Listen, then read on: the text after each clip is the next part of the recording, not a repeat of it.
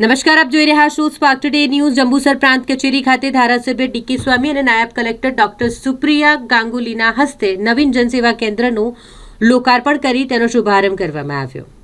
નગરના વિવિધ અગ્રણીઓની પ્રેરક ઉપસ્થિતિમાં જંબુસર ખાતે નિર્માણ પામેલા અદ્યતન જનસેવા કેન્દ્રમાં ઈ-ધરા કેન્દ્ર, આધાર કેન્દ્ર અને સરકારી કચેરીમાં ટેકનોલોજીની સાથે માનવીય અભિગમ દાખવી માતૃત્વનું સન્માન કરવા બાળકો માટે અલગથી ઘોડિયાઘર સુવિધાનું લોકાર્પણ કરાયું। જંબુસર મામલતદાર કચેરી તાલુકાના વિસ્તારના અરજદારોના ધસારાને ધ્યાને લઈ અંદાજિત ₹35 લાખના ખર્ચે મામલતદાર કચેરી ખાતે નવીન જનસેવા કેન્દ્ર તૈયાર કરવામાં આવ્યું છે।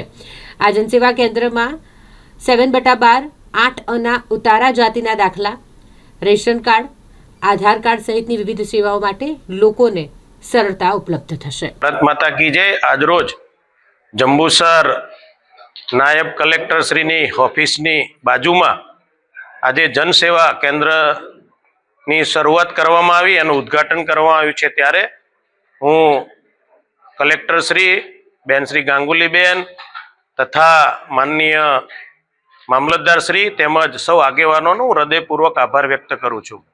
લગભગ 35 જેટલી જનસેવાનો આજે આ કેન્દ્રથી શુભ પ્રારંભ થયો છે અને સરકાર દ્વારા જેટલી યોજનાઓ છે તેનો પણ આજે આ કેન્દ્રથી પ્રારંભ કરવામાં આવ્યો છે। વિશેષતા એ છે કે આખી એસી અને કે છે કુલિંગ સાથેનું આ કેન્દ્ર શરૂ કરવામાં આવ્યું છે।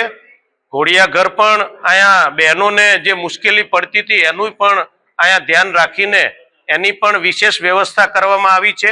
તો આ ભરૂચ જિલ્લાના જંબુસર ખાતે જ્યારે આ કેન્દ્રનું ઉદ્ઘાટન કરવામાં આવ્યું છે તો મને લાગે છે કે આ કેન્દ્ર દ્વારા છેવાડાના માનવી સુધી આ સેવા પહોંચશે અને લગભગ 35 લાખ જેટલા ખર્ચાથી આ કાર્યાલયમાં તમામ પ્રકારની સુવિધા સાથેનું તમામ પ્રકારની સુવિધા અને તમામ પ્રકારને જે સેવાઓ છે એ આજથી શરૂ થઈ છે। તો દરેક આ વિસ્તારના લોકો લાભ લે એવી મારી આપ સૌને નમ્ર અપીલ છે અને જેણે આમાં સહભાગી બન્યા છે તમામ લોકોનો આજના દિવસે હું સરકાર વતી આભાર વ્યક્ત કરું છું। ગુજરાત સરકારનો માનનીય મુખ્યમંત્રીશ્રીનો પણ આજના દિવસે એમનો આભાર વ્યક્ત કરું છું। અસ્તુ ધન્યવાદ। વંદે માતરમ।